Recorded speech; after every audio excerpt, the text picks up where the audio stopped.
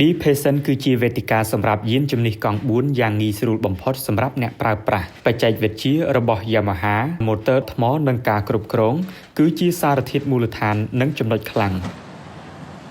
នៅក្នុងព្រឹត្តិការណ៍នេះ C580 ដំណើរការបានយ៉ាងល្អដោយប្រើអគ្គិសនីនៅទីលាននិងតំបន់ដែលមិនមានការថែទាំវាត្រូវបានបង្កើតឡើងក្រោមកិច្ចសហប្រតិបត្តិការជាមួយក្រុមហ៊ុនជាច្រើនជាដំបូងខ្ញុំនឹងអភិវឌ្ឍសម្រាប់កសិដ្ឋានបន្ទាប់មកកំណត់កម្មវិធីផ្សេងៗនិងអភិវឌ្ឍនៅអាកាសយានដ្ឋានរោងចក្រនិងតំបន់រមណីយដ្ឋានវិស័យផ្សេងៗត្រូវការរថយន្ត EV ខ្នាតតូចដូចនេះ Yamaha នឹងអភិវឌ្ឍសម្រាប់វិស័យនេះ C580 នេះត្រូវបានបដូរតាមបំណងសម្រាប់ឯកទេសកសិកម្ម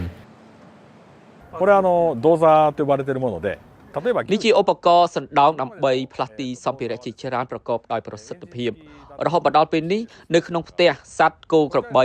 និងសំឡេងម៉ាស៊ីនគឺរំខានណាស់វាមានភាពតានតឹងប៉ុន្តែ EV នេះគឺស្ងប់ស្ងាត់វាអាចផ្ទុកផលិតផលទម្ងន់20គីឡូក្រាម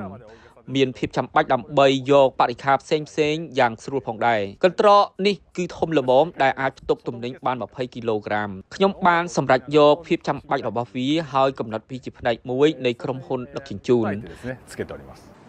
រថយន្ត C310 កង់4ផ្សេងទៀតនឹងស្ថិតនៅក្រោមការពិសោធន៍បង្ហាញនៅក្នុងអាកាសយានដ្ឋាន Haneda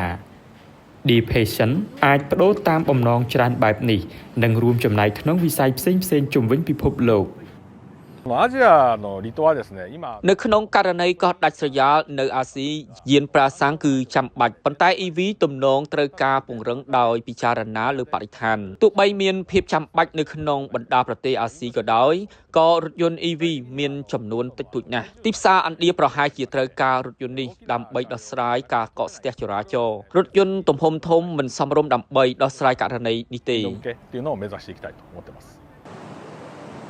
វេទិកា Deep Patient គឺជាឱកាសនៅក្នុងការសហការជាមួយក្រុមហ៊ុនផ្សេងៗ Yamaha Motor បើកទ្វារសម្រាប់ក្រុមហ៊ុនសហករណ៍ដើម្បីអភិវឌ្ឍទីផ្សារថ្មី